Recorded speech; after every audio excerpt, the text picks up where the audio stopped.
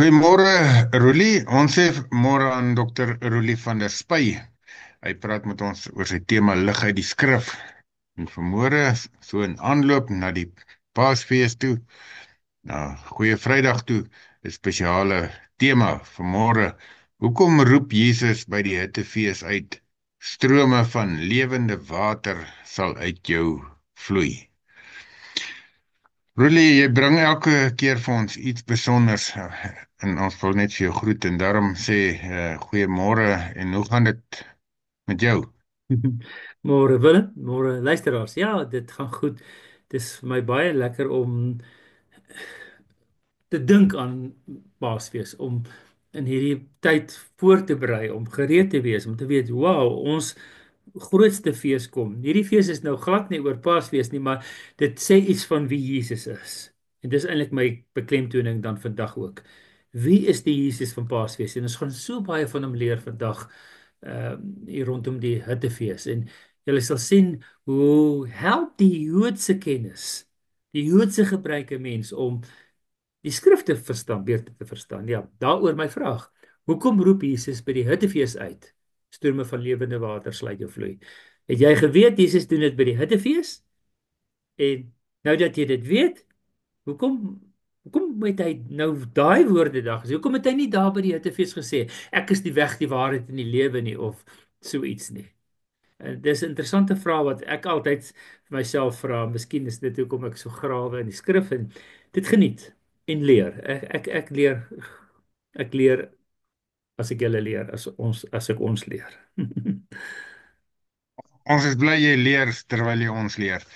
Maar jy weet, Roelie, ons moet daarom een ding besef. Jy weet, Jesus was 'n Jood geweest en sy kennis van die Bybel was die Ou Testament en dis waar hy uitgepraat het en dis wat hy aangehaal het as die skrif in die teologie van waarmee hy gewerk het. Daar was niks anderster nie. Ja, ja, ek het nou nog 'n video geluister en toe sê die ou, ja, hy dink die meeste Christene het vergeet dat Jesus 'n Jood was. Nou ek is bly jy het dit Ja. gesê.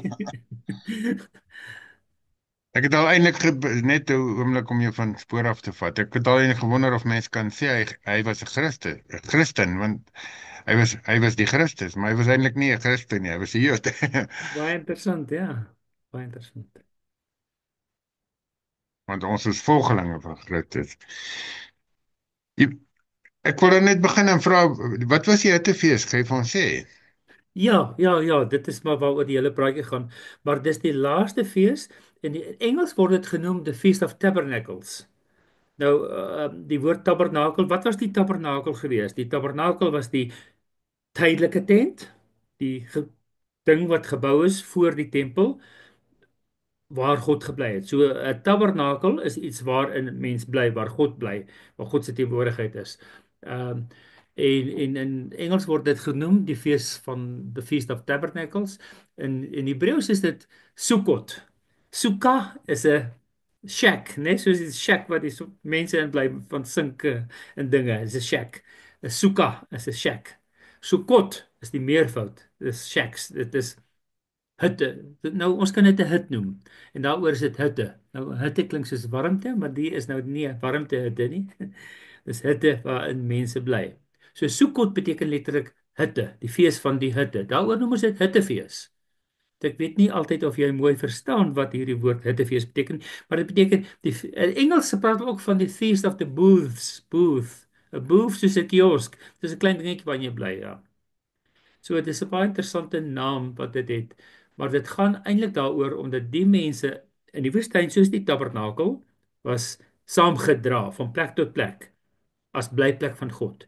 En die Jode het dan ook hulle tydelike huisies saamgedra deur die woestyn waar hulle ingebly het. So hulle tree eintlik in hierdie week uit hulle gewone beskutte sterk huise en dan bly in iets soos, kom ons vergelyk dit met wat ons al mee kamp het, 'n tent of so iets Ja, met blare toegemaak, ja. ja. Weet jy, ek het op 'n skerm ook so 'n prentjie van 'n soekag, van 'n tent, van 'n nou ek wil amper sê gazebo, nê? Hierdie goeters wat mense so opsit, wat so vier pote het, wat Hmm. eintlik nie mure het nie. Baie keer doen hulle dit, maar die mense sit ook maar baie keer mure om. So, maar ek dink jy as luisteraar sal mooi verstaan. Ek sê dis van hierdie tente wat soos 'n gazebo is, net dis net so 'n dakkie wat daaroor is en met of sonder mure. So dit is wat die moderne Jode nou doen, of moderne messiaanse Christene ook doen, om uit hulle huis uit te gaan en dan miskien bly hulle die dag en nag daar nie, miskien slaap net die kinders daar. Dit is dalk vir die kinders baie lekker om so 'n bietjie in hierdie hutte te gaan slaap. Maar die groot mense gaan dan elke dag dan en ek reken hulle doen hulle maaltye dan in hierdie hut wat hulle daar opgeslaan het om die fees te vier. Ja, nee, baie interessant. En dis ook nou natuurlik die laaste van die feeste en ons gedenk en daar was basies 7 feeste en ons kan ander dag oor die ander praat. Maar ons weet daar 7 weke voor Pa- Goeie Vrydag en vandag is basies die laaste Sondag van die 7 Lydensondae. So dit pas dat ons vandag oor die laaste fees Mhm. praat, die Hittefees, wat die laaste fees van die 7 feeste, 7 groot feeste Ja. was wat die Jode gevier het. Goed, my vraag dan is, hoekom het Jesus spesifiek op die Hittefees uitgeroep, strome van lewende water sal uit jou binneste vloei? So, kom ons kyk bietjie of die skrif iets daaroor sê. Luisteraars, ons gaan bietjie rondblaai in die skrif vandag, maar die belangrikste gedeelte waar ons begin is in Johannes 7. En daarna gaan ons dan terug na die Ou Testament toe, onder andere Levitikus 23, om te kyk waar kom die feeste vandaan. Maar in Johannes 7 word daar geskryf van Jesus wat self ook die feeste bygewoon het. Ek lees dan vir ons Johannes 7 van vers 10 af. Nadat Jesus se broers na die Hittefeeste vertrek het, het hy self tog ook gegaan. Nie openlik nie, maar onopvallend. Die Jode het toe by die fees na hom gesoek en gevra, "Waar is hy?" Dit is interessant dat hulle hom na hom gesoek het by die fees. Maar hulle het verwag dat hy by die fees sal wees. Dit was die normale ding om te doen vir Jesus, 'n rabbi, 'n leermeester, om ook fees toe te gaan. Ek wil vir sê Jesus as 'n toegewyde Jood om fees toe te gaan. Hoe kan jy 'n toegewyde Jood wees as jy nie na die fees van die Here, die fees van die Jode gaan nie? So in vers 10 sê dan hy is onopvallend gegaan en dan vers 14, ek spring so 'n bietjie. Daar staan: Toe die feestyd al halfpad verby was, het Jesus na die tempel toe gegaan en die mense daar geleer. Die Jode was verbaas en het gesê: "Waar kom hy aan die geleerdheid? Hy het dan geen opleiding gehad nie." Ja, so interessant, né, dat seker die gees van God vir hom spesiaal geleer het ook. Maar ons weet ook dat hy van kleins af saam met die oudstes by die tempel gaan redeneer het, né? Goed. Vers 37. Ek spring nou weer. Vers 37. Op die laaste dag van die fees, die groot dag van die Hittefees, het Jesus daar gestaan en uitgeroep: "As iemand dors het, laat hy na my toe kom en drink. Met die een wat in my glo, is dit soos die skrif sê, strome lewende water sal uit sy binneste vloei." Nou dis, as ons niks van die agtergrond weet nie, is dit eintlik 'n bietjie snaaks. Hoekom het Jesus dan na die tempel toe gegaan en hierdie woorde uitgeroep? Strome van lewende water sal uit sy binneste vloei as hy in my glo. Goed, kyk die reaksie, vers 39. Hiermee het hy, oorit, interessant, met die strome van lewende water staan dan vers 39. Die volgende vers. Hiermee het hy na die Gees verwys. Dis vir my baie interessant. Ek het nooit gedink as hy van die water praat dan verwys hy na die Gees nie. Nou daar staan in vers 39. Hiermee het hy na die Gees verwys, want die mense wat tot geloof in hom kom, sou die Gees ontvang. Die Gees was nog nie uitgestort nie, omdat Jesus nog nie verheerlik was nie. En dan vers 40, dan sien mens wat dit nou gebeur, want Jesus het nou sopas uitgeroep: "As julle my glo, sal strome van lewende water uit julle vloei." En nou wat sê die mense? Vers 40. Party van die mense wat hierdie woorde gehoor het, het gesê: "Hy is werklik die profeet." So hulle die profeet wat voorspel is dat die Ou Testament dit sou kom. Vers 41. Party mense het gesê, hy is die Christus. Nou onthou nou net hierso, as van myself in die rede, hulle is Jode. Hulle het Hebreëus gepraat en hier is die Griekse vertaling van die Hebreëus. So hulle sou letterlik gesê het, hy is die Messias, want hulle het iets gesnap. So 'n klompie van die mense het gesnap dat dit wat hy doen pas presies in die Joodse feeste en hulle het gesê, "Wow, hier is die Messias, hy het gekom." Die ander mense het gedink, nee, dis nie so nie, maar party mense het gesê, nee, die Messias, die Christus, kom tog nie uit Galilea nie, want hy het gebied Jesus bly in Galilea. Die skrif sê mos, die Messias kom uit die nageslag van Dawid en uit Bethlehem, die dorp waar Dawid was. Min het hulle geweet, hy het uit Bethlehem gekom, né? Ja, vers 43. Toe het daar verdeeldheid onder hulle ag toe het daar verdeeldheid oor hom onder die mense gekom. Ja, want party het gesê hy is die Messias en ander het gesê, "O, hy is 'n skelm." Ander het gesê hy's 'n profeet. So dit was nogal 'n ontstellende gebeurtenis wat Jesus dan veroorsaak het daar by die fees. Maar dit is tipies eintlik van mense wat verskillende opinies het, elkeen sy eie weet amper emosie Ja. volg en dan dit as die waarheid verkondig. En wat vir my tipies is wat ek dink wat sou gebeur het as party van die Jode dan gesê het hy's die Messias, sou die ander wat dit nie geglo het nie kwaad gewees het vir hulle. Gesê Ja, ja. julle is mislei, julle nee, wat dit kan nie wees nie, ja. So dat regtig verdeeldheid ontstaan onder hulle. Goed. So ons het nou gesien dat Jesus na die Hittefees toe gegaan het. Maar waar kom die Hittefees vandaan? Blaai gerus saam met my asseblief na Levitikus 23 toe. Nou as julle nou mooi kyk, dan sal julle sien daar's vreeslik baie feeste. Al die feeste word in Levitikus 23 genoem. Maar hier by vers 33 lees ons van die Hittefees. Willem, sal jy vir ons dan van vers 33 tot 36 lees oor die Hittefees in Levitikus 23 van vers 33 af. Die Here het vir Moses gesê: "Sê vir die Israeliete, op die 15de dag van hierdie 7de maand is dit die Hittefees. 7 dae lank tot eer van die Here. Op die eerste dag is daar 'n heilige byeenkoms. Julle mag geen gewone take verrig nie. 7 dae lank moet julle daagliks 'n offergawe vir die Here bring." Ja. So ons sien dan dis aangekondig op die 15de dag van die 7de maand is dit die Hittefees 7 dae lank tot eer van die Here. Ja. So en dis hoekom die Jode dan letterlik die Paasfees, die Hittefees vir 7 dae gevier het. So Jesus se broers het opgegaan na Jerusalem toe aan die begin van die fees. Hy het so dag of wat later eers gegaan. Maar daar was nog genoeg tyd want dit was 'n 7 dae lang fees. Maar die 7de dag was die groot feesdag gewees. So dit was 7 dae lank dat baie dinge gebeur, ja. Nou wil ek vra wat herdenk die Hittefees? Ek het so 'n bietjie dit al genoem, maar kom ons som dit half op hier sodat ons nou mooi alles bymekaar kry. So hierdie Levitikus 23 verwysing sê dan wat hulle moet doen. Maar dit gaan eintlik oor die tydperk wat hulle in die woestyn was, deur die woestyn getrek het. En hulle kon nie permanente huise bou nie, ook nie vir God nie.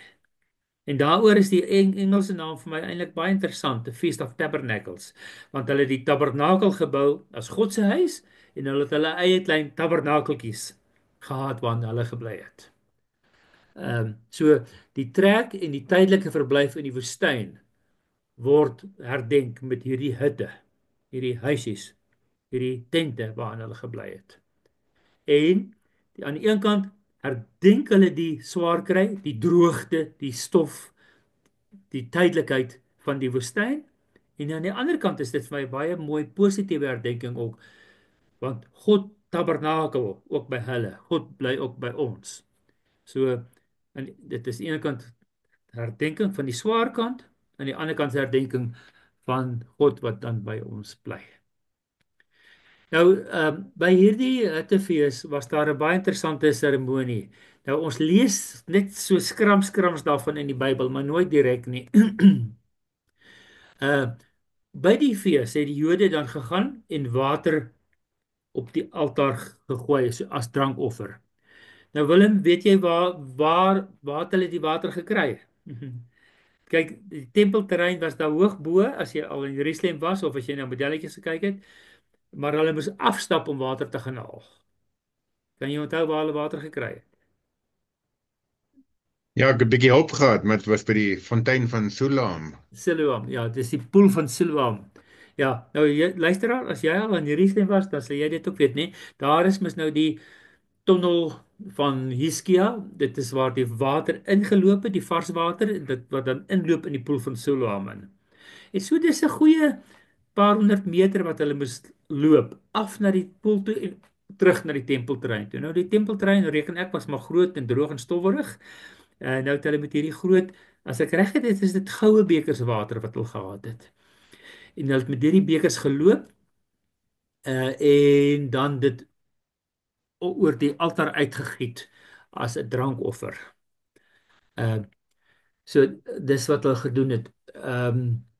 Nou dit soos ek sê, hulle het herdenk dat hulle in die woestyn was. So daaroor het hulle dan nou water oorgebring en gegooi en dit was nou vir hulle nuwe lewe. En dit was vir hulle vreugdevol, né? Jy as boer weet, as dit nou lank droog was en ons weet die reentyd kom, dis iets vreugdevol. En 'n ander interessantheid is ook, dit was die begin van die reenseisoen gewees vir die Jode. So die water het 'n dubbele rol gespeel. Aan die een kant die verwysing na die reën wat kom, aan die ander kant die nuwe lewe na hulle in die woestyn was waar dit so droog en dor was. Ja. So 'n fees met groot vreugde. As jy 'n bietjie daaroor lees of video's kyk, gaan jy sien, hulle sê elke keer dit was een van die mees vreugdevolle feeste wat die Jode gehad het, die Hittefees. Nou ek het sopas gesê, hulle het water uitgegooi op die altaar as 'n drankoffer. Maar dit is nie die enigste ding wat hulle op die altaar uitgegooi het nie. Hulle het ook bloed op die altaar gegooi. Want eintlik altyd as hulle offer vir versoening, dan moet daar bloed op die altaar wees. So, daar was twee interessante elemente, bloed en water, wat by hierdie fees na vore gekom het. Nou, ek weet nie Willem of jy vir ons luisteraars kan sê, waar het ons nou nog van bloed en water gelees in die Bybel nie? O, baie plekke, maar ek was sommer so, ons is nou by Goeie Vrydag, jy weet, by as hulle die spies in Jesus se sy steek, dan kom daar bloed en water uit. Ja, so in die proses van verlossing het daar bloed en water gevloei. En hierso het die mense ook letterlik bloed en water laat vloei oor die altaar as 'n fees van verlossing, fees van vreugde, fees van nuwe lewe. Baie interessant, né? En ek dink nie die Jode weet dit nie, dat God hierdie elemente so ingebou het. So wat het hy ingebou hierso? Bloed en water en dan die uitstorting van die water, die lewende water, want hulle het gestap na die poel van Siloam toe waar daar vars water, lewende water was. So waar het hulle die water gekry? Hulle het dit by die poel van Siloam gekry en dit was dan sogenaamd lewende water geweest. Nou die poel van Siloam is opgegrawe, mense kan nog dele van hom sien. Blykbaar het hulle nou meer en meer van die poel ook uitgegrawe en mense kan baie meer daarvan sien.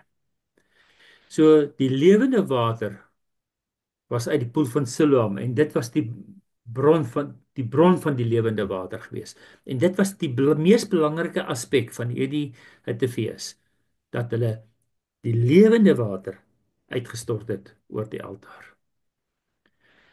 Nou, ekskuus, my praatjie is dalk 'n bietjie langerig, maar dit is my so interessant, maar dit help ons ook om die fees te verstaan, die Nuwe Testamentiese fees van die hittefees te verstaan wat Jesus bygewoon het. Ek gaan nou blaai na 'n paar Ou Testamentiese verwysings wat aangehaal is by die fees en deur die Jode ook gebruik is tydens die fees.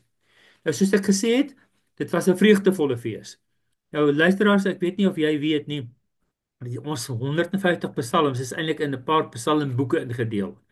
En hier van Psalm 118 rond daar agtertoe is die feesliedere, die vreugdeliedere. So Psalm 118 is dan ook deur hierdie mense gesing tydens die Hittefees. Kom ek lees vir julle Psalm 118. Psalm 118, ek gaan net so die einde van die Psalm lees, van vers 24 af. Hier is 'n paar interessante elemente wat hier na vore kom, wat ek al klaar genoem het, wat deur die Jode by hierdie fees gebruik is.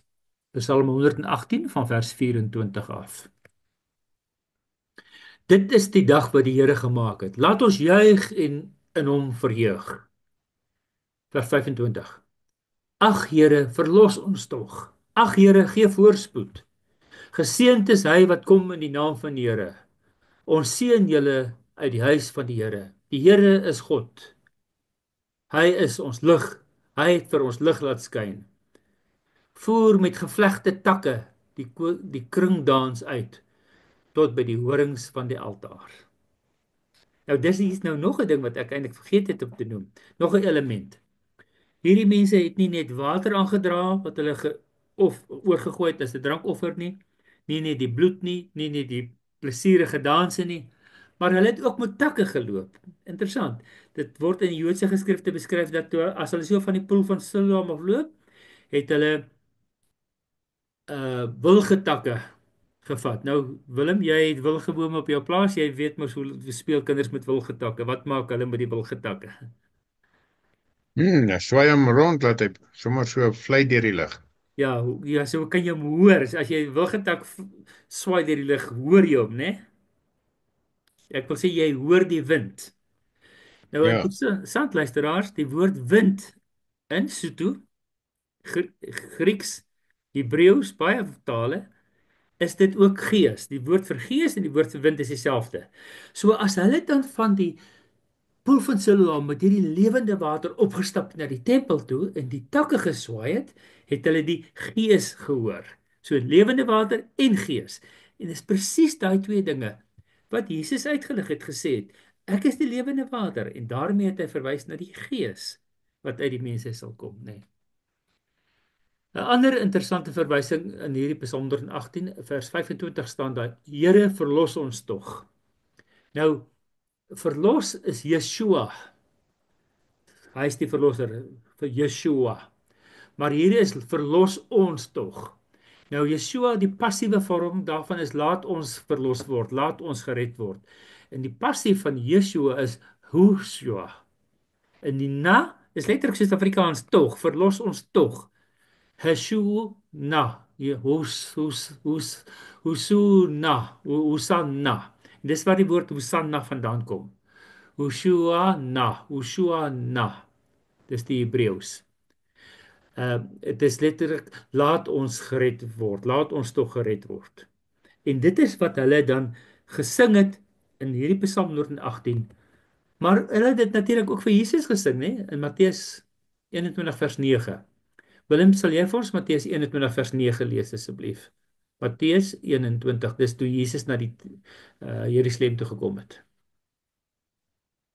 Hosanna is vir die seun van Dawid.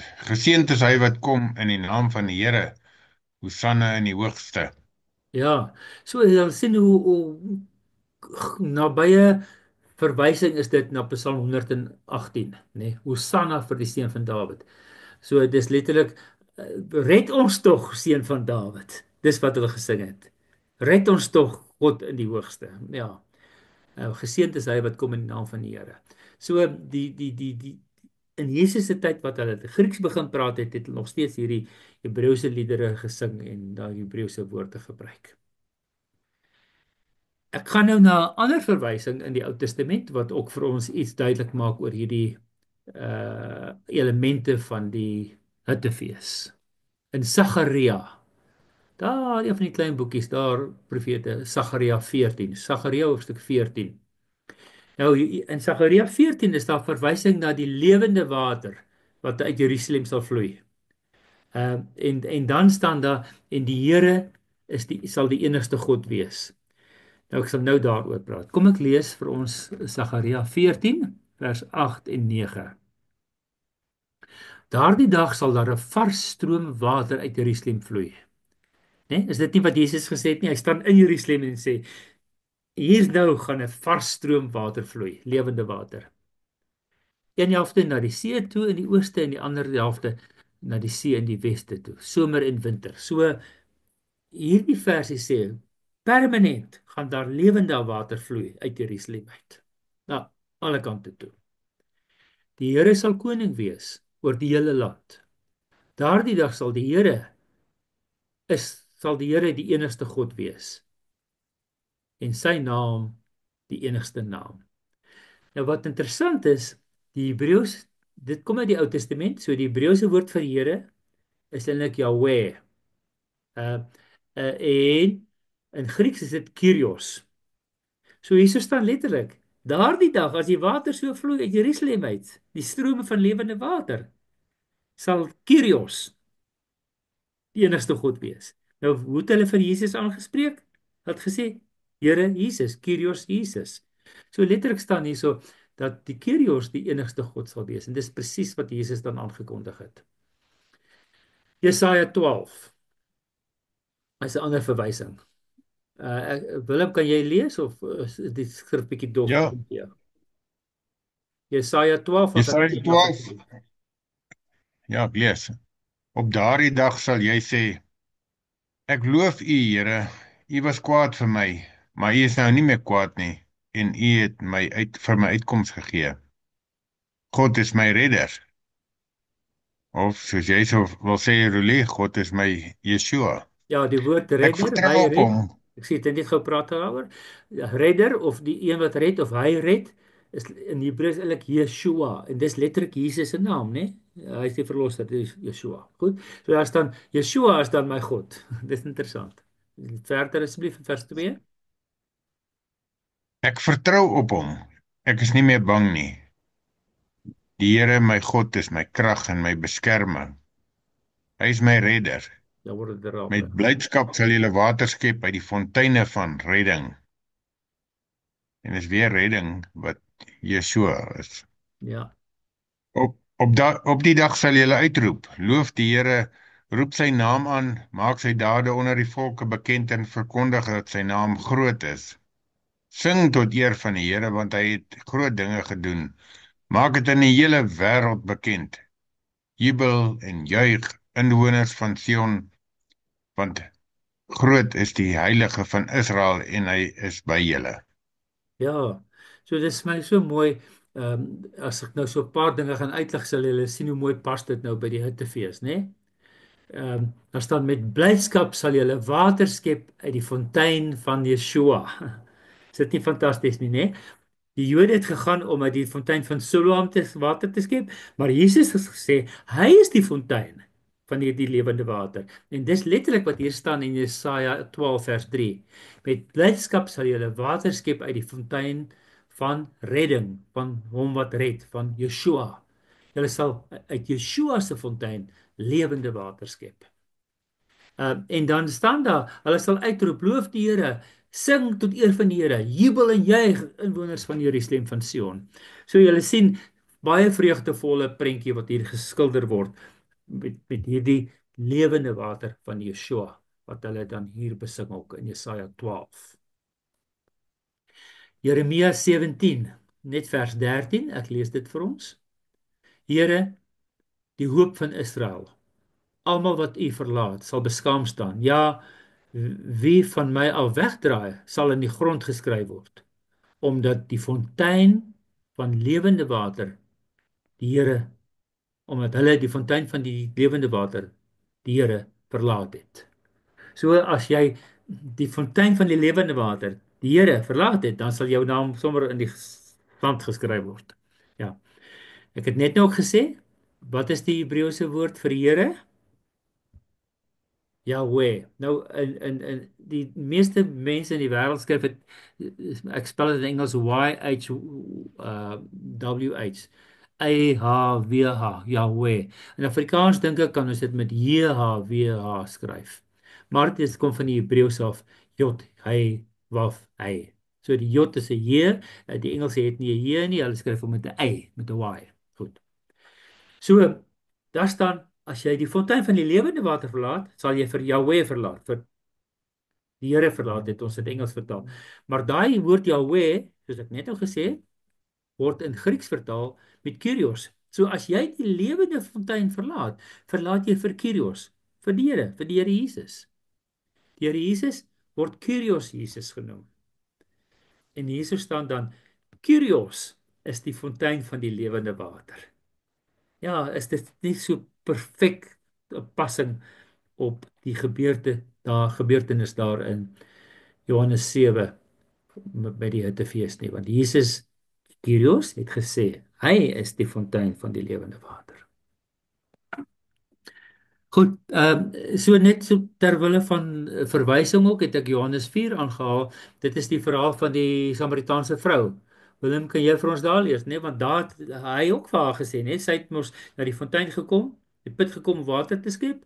En toe het sy en Jesus die gesprek oor die water. Sal jy asseblief vir ons dan Johannes 4 lees van vers 7 af, Willem?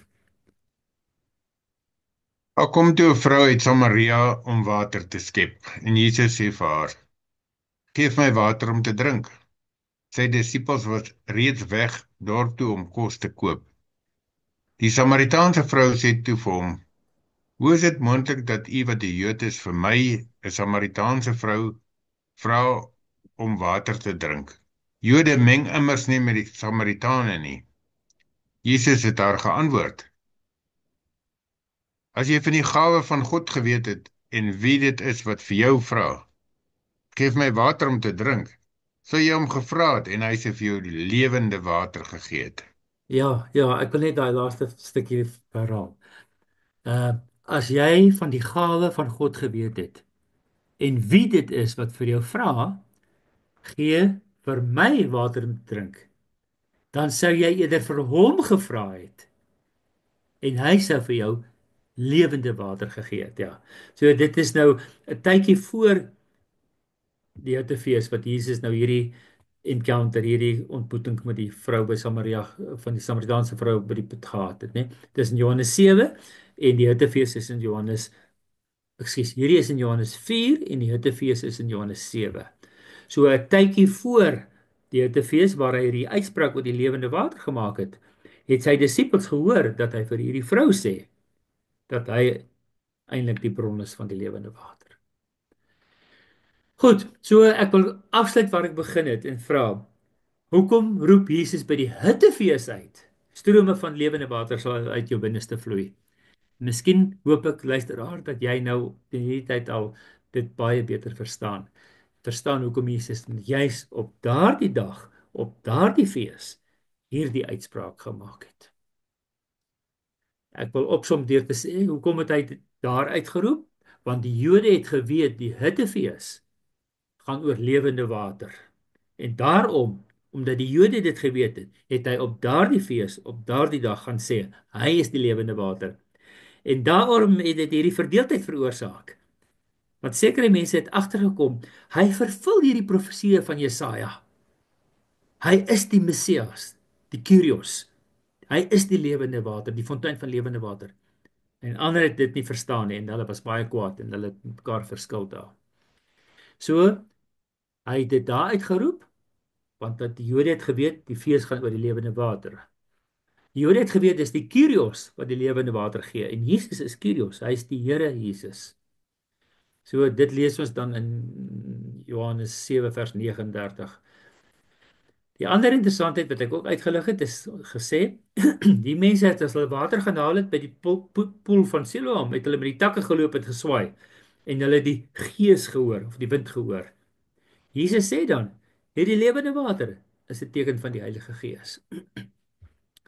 En dan vir ons as Christene die volgende level, volgende vlak van betekenisse is dat hulle het by hierdie fees water as 'n drankoffer uitgegooi en bloed uitgegooi op die altaar.